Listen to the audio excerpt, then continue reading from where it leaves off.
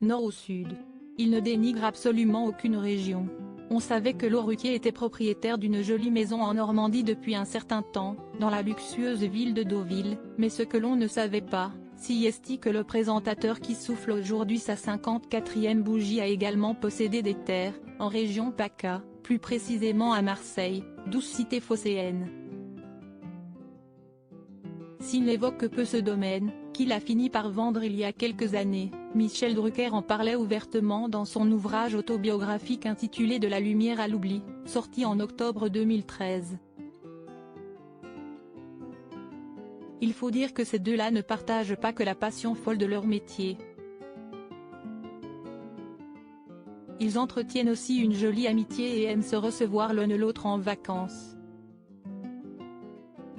Laurent Ruquier semble, d'ailleurs, être un hôte particulièrement généreux, adorant être entouré.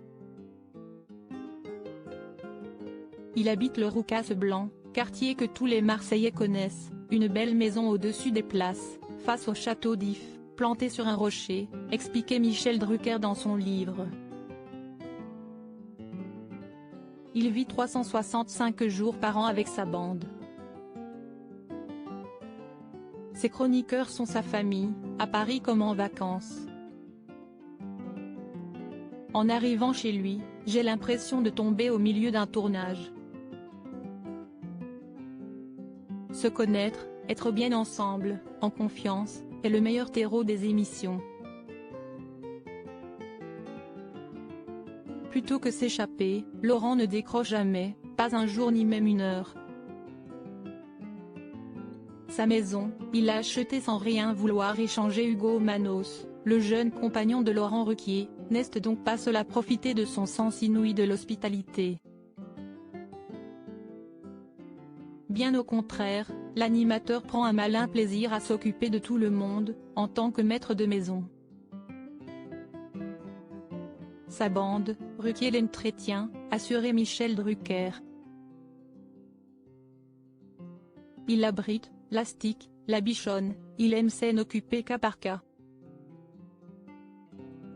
Depuis des années, même en vacances, le premier debout, sieste toujours Laurent qui file au marché après s'être renseigné sur le goût de ses invités et revient chargé de gourmandises pour choisir le menu avec une cuisinière.